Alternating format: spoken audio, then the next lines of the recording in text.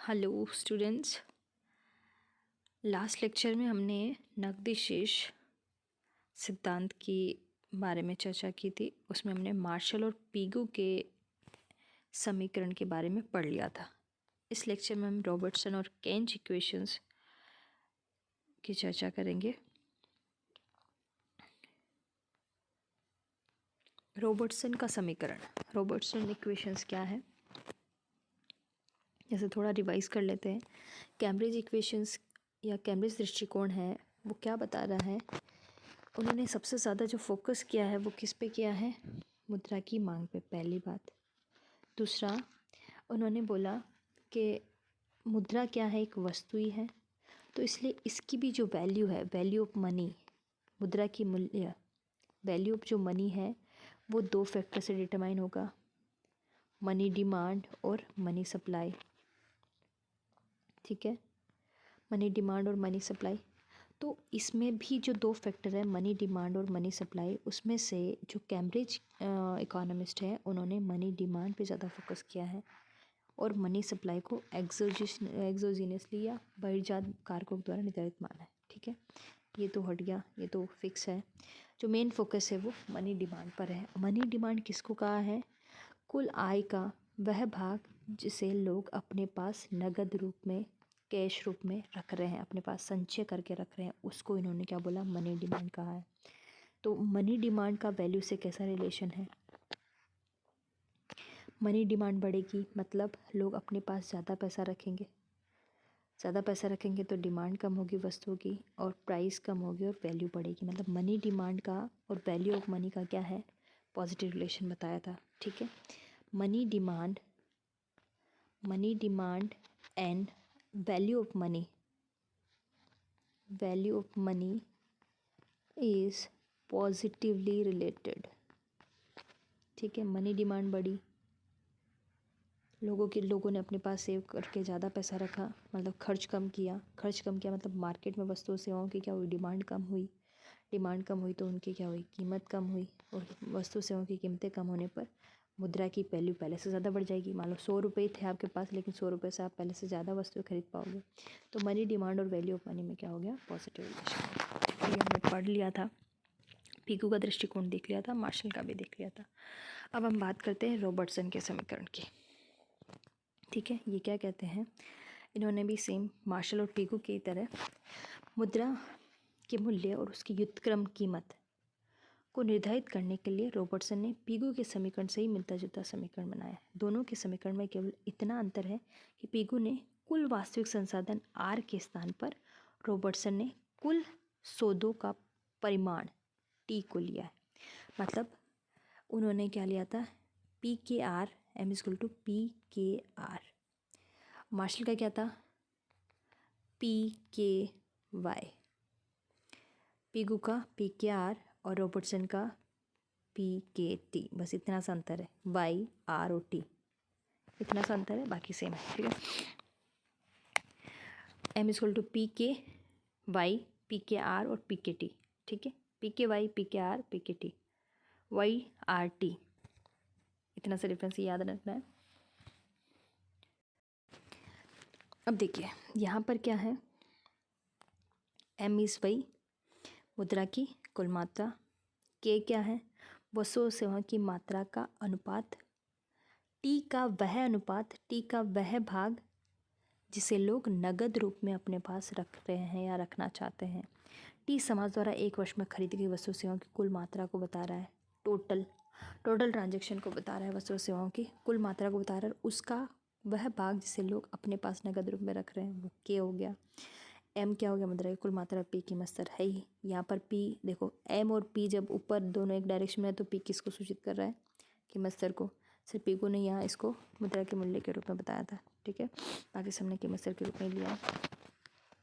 P equal to M upon K T. यदि M P को कीमत स्तर की बजाय मुद्रा का मूल्य मान ले तो क्या होगा? जस्ट ये अपोजिट हो जाएगा। दोनों को आप बता सकते हो। पी को यदि मुद्रा का मूल्य मान ले तो जैसे पीगू का था के आर अपॉन एम था, इसीलिए इसका क्या हो जाएगा? के टी अपॉन एम। बस इतना सा डिफरेंस है। ठीक है, यहाँ पर क्या है? के क्या है? टी का वह भाग जिसे लोग नगद रूप में रख रहे हैं, मतलब के वही मनी डिमांड को सूचित कर रहा है, मुद्रा की मांग को बता रहा है। पी यहाँ पर मुद्रा के मूल्य को बता रहा है। तो मुद्रा के मूल्य और मनी डिमांड में क्या है, डायरेक्ट रिलेशन हो गया, और मुद्रा के मूल्य और मुद्रा की पूर्ति में क्या है, इनडायरेक्ट रिलेशन हो गया, विपरीत संबंध हो गया, सॉरी इनडायरेक्ट क्या, विपरीत इन्वर्स रिलेशन हो गया। क्यों, मुद्रा की पूर्ति बढ़ेगी तो क्या होगा, वस्तु की डिमांड बढ़ेगी, वस्तु की कीमतें बढ़ेगी और मुद्रा का मूल्य कम होगा इस कारण से। ठीक है, ये अपना हो गया रॉबर्टसन का इक्वेशन M=P/K/T। याद रहेगा आपको, तीनों को एक साथ लिख लेना, M=P/K/Y, M=P/K/R, M=P/K/T। बस ये याद रहेगा तो हम निकाल सकते हैं, मुद्रा का मूल्य भी निकाल सकते हैं और कीमत स्तर भी निकाल सकते हैं। यदि P को हमने मुद्रा का मूल्य मानेंगे तो ये क्या होगा, KR KY KT ये ऊपर आएंगे, क्योंकि मुद्रा की मांग और मुद्रा के मूल्य में पॉजिटिव रिलेशन है, जबकि मुद्रा की पूर्ति और P में कीमत स्तर में पॉजिटिव रिलेशन है। इस कारण से जब हम इसको P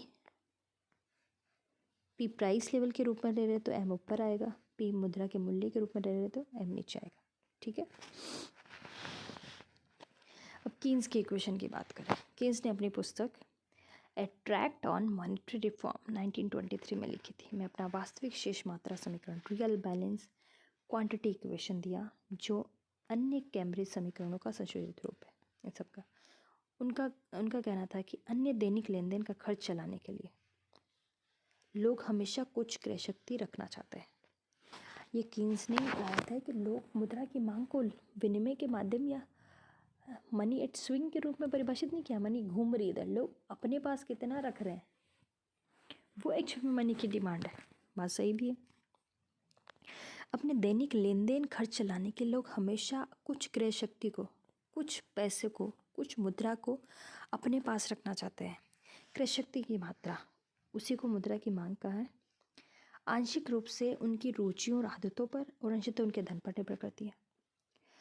किसी की जैसे कोई बहुत ज़्यादा कंजूस प्रवृत्ति का है तो वो क्या करेगा, अपने ज़्यादा पैसा बचा कर रखेगा। ठीक है, और जिसके पास बहुत ज़्यादा आय है तो वो भी बचा पाएगा। जिसकी आय ही कम है तो उसके दैनिक खर्चों में ही ख़त्म हो जाएगा तो बचाएगा क्या। ठीक है, जो 50 रुपये कमा रहा है, 50 रुपये आज का खर्चा है तो 50 रुपये खर्च हो गए। जो 100 रुपये कमाएगा तो 50 रुपये आज का खर्चा, तभी तो 50 रुपये कल के खर्चे के लिए बचा पाएगा। तो उनकी धन की मात्रा पर निर्भर करेगा। लोगों की रुचियाँ, आदतों और धन के दिए होने पर उनकी मुद्रा धारण करने की इच्छा भी दी हुई है। ठीक है, ये हमने कांस्टेंट मान लिया। मुद्रा की इस मांग को उपभोग इकाइयों में मापा जाता है। किस में माप रहे हैं, कीन्स ने किसके रूप में माना है, मुद्रा की मांग को, जो मनी डिमांड है उसको जो कंजम्पशन यूनिट है उनके रूप में इन्होंने मेज़र किया है। उपभोग इकाई को उपभोग की मानक वस्तुओं और व्यय की अन्य वस्तुओं के समूह के रूप में व्यक्त किया जाता है। उन्होंने वस्तुओं के फॉर्म में, मतलब वो इकाई अलग हो गई, बाकी बात वही है। यदि नकदी के रूप में उपभोग इकाइयों की संख्या k है, कहने का मतलब टोटल उपभोग इकाइयों में से k के बराबर वो नगद रूप में अपने पास रख रहे हैं। टोटल उपभोग जो इकाइयाँ हैं वो क्या है, उपभोग इकाइयों की संख्या k है, प्रचलन में कुल करेंसी n है और उपभोग इकाई की कीमत p है। तो समीकरण क्या होगा, इस तरह से होगा,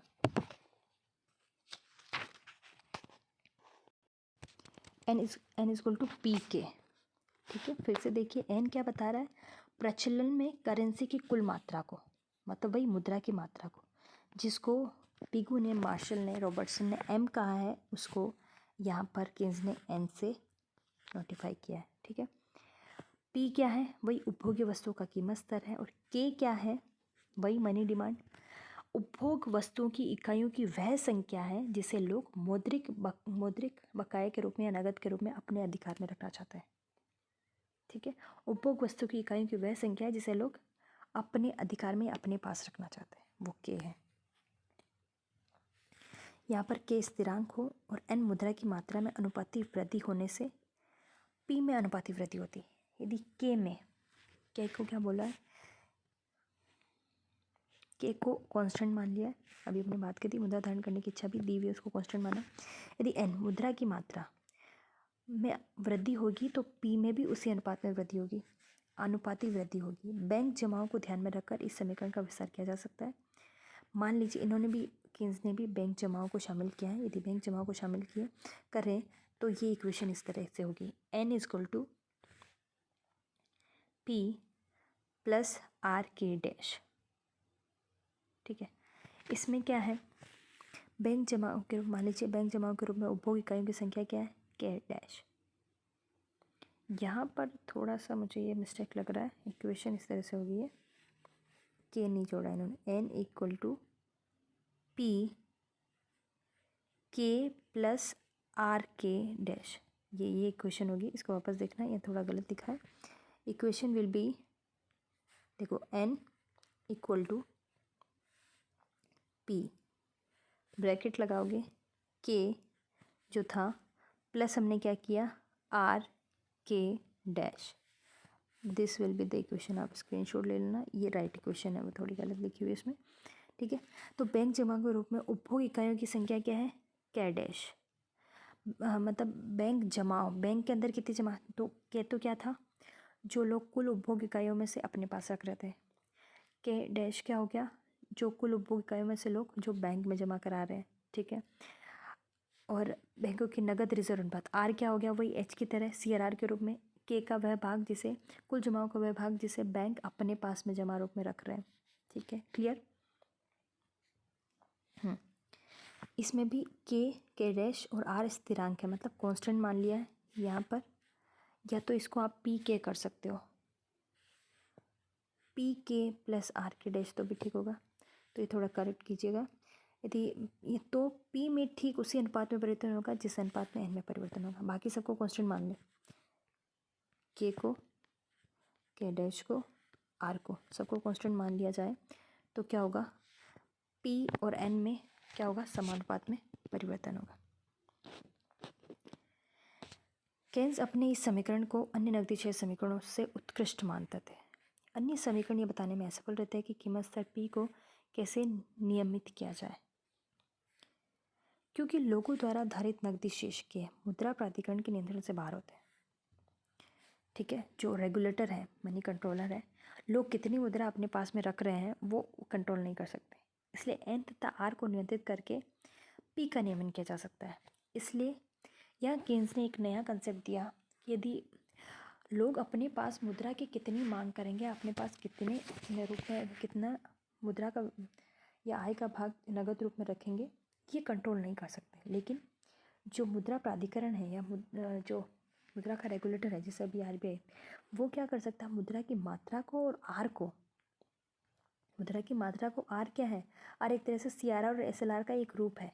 जो बैंक अपनी जमाओं में से कुछ जमा अपने पास रखते हैं, कुछ नगद रूप में RBI के पास रखते हैं, कुछ अपने पास रखते हैं। तो इन दोनों को नियंत्रित करके पी का नियमन किया जा सकता है। ये इसी का रूप अभी हम मॉनेटरी पॉलिसी में देखते हैं। मौद्रिक नीति में हम RBI क्या करती है, मुद्रा की मात्रा और CRR, SLR, repo rate, reverse repo rate, इनकी मात्रा में परिवर्तन करके ही यदि महंगाई है अर्थव्यवस्था में तो उसको नियंत्रित करने का प्रयास करती है। तो इसलिए किन्स ने ये बोला कि इनका जो समीकरण है वह उत्कृष्ट है। इन्होंने ये बोला है कि यदि मुद्रा की मांग जो के है वो अनकंट्रोल्ड, मतलब वो उसके नियंत्रण से बाहर है, उस पर तो आप नियंत्रण कर ही नहीं सकते, लोगों की रुचि हो, आदत उस पर निर्भर है। तो आप किसको नियंत्रित कर सकते हो, मुद्रा की मात्रा को नियंत्रित कर सकते हो, आर को नियंत्रित कर सकते हो। यदि आपको पी को कंट्रोल करना है तो यदि इन्फ्लेशन की स्थिति है तो आपको पी को कम करना पड़ेगा, डिफ्लेशनरी स्थिति है तो आपको पी को बढ़ाने का प्रयास करना पड़ेगा। उसके लिए आपको क्या होगा, मुद्रा की मात्रा को बढ़ानी पड़ेगी, आर को कम करना पड़ेगा। यदि बैंक दर में समुचित परिवर्तन कर दिया जाए तो बैंक जमाई के डैश का नियमन करना भी संभव है। अब देखो, बैंक दर, बैंक रेट या ब्याज की दर, उसमें यदि परिवर्तन कर दे, बैंक दर क्या होती है, बैंक रेट, जिस पर हम बैंक RBI से लोन लेते हैं, सेंट्रल बैंक से लेते हैं, या इसी का एक प्रतिकृत रूप होता है ब्याज की दर, आप समझ सकते हो। परिवर्तन कर दिया जाए तो बैंक जमाओं का कैश का नियमन भी, जो बैंक में आपने जमा कराई है पैसा, उस पर भी कंट्रोल किया जा सकता है ना। इसीलिए NRK में समुचित परिवर्तन करके, N में परिवर्तन करो, R में और K में, पी को नियंत्रित किया जा सकता है, जिसमें के में होने वाली परिवर्तन समाप्त किया जा सके। के पे देख, किन्स का कहना है कि के पर कंट्रोल नहीं है, लेकिन इसके जो दूसरे कारक है NRK डैश, उनमें परिवर्तन करके हम पी को नियंत्रित कर सकते हैं। ठीक है, इस आधार पर कीन्स का जो ये दृष्टिकोण है, थोड़ा इन्होंने इस दृष्टिकोण को उत्कृष्ट माना है। Clear?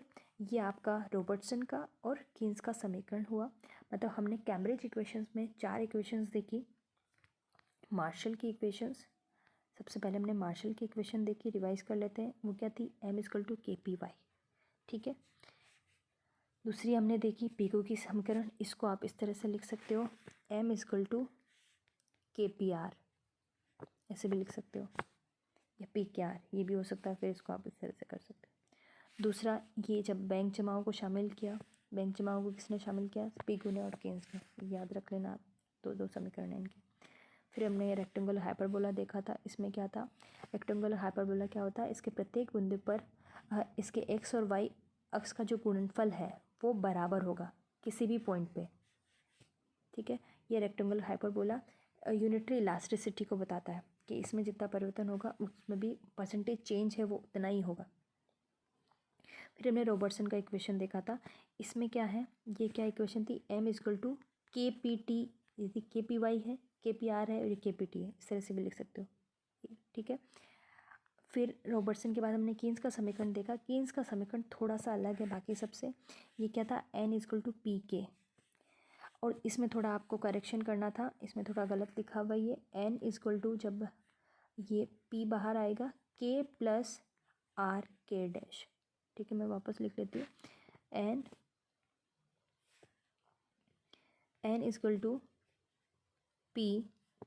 k + r k dash. ठीक है, ये यहाँ आएगा, इसको करेक्ट कर लीजिएगा। ये इस तरह से कीन्स ने बोला कि हम k को कंट्रोल करना मुश्किल है, लेकिन n p r k dash को कंट्रोल करके हम p का नियमन कर सकते हैं, p को कंट्रोल कर सकते हैं। यदि मुद्रास्फीति की स्थिति है तो मुद्रा की मात्रा को, बैंक दर को और इनको ज़र को बढ़ाकर मुद्रा की मात्रा को कम करके हम मुद्रास्फीति को या प्राइस लेवल को कम कर सकते हैं। और यदि मंदी की स्थिति है तो उस तरह से हम इसको कंट्रोल किया जा सकता है। मतलब इसको पूरा डिटेल में हम बिजनेस साइकिल देखेंगे तब हम और देखेंगे। इस तरह से ये आपके कैम्ब्रिज इक्वेशंस पूरी हुई, इसकी आलोचनाएं हैं की गई है इसकी भी, अब वो हम नेक्स्ट लेक्चर में देखेंगे। तब तक के लिए पढ़ते रहिए, स्वस्थ रहिए।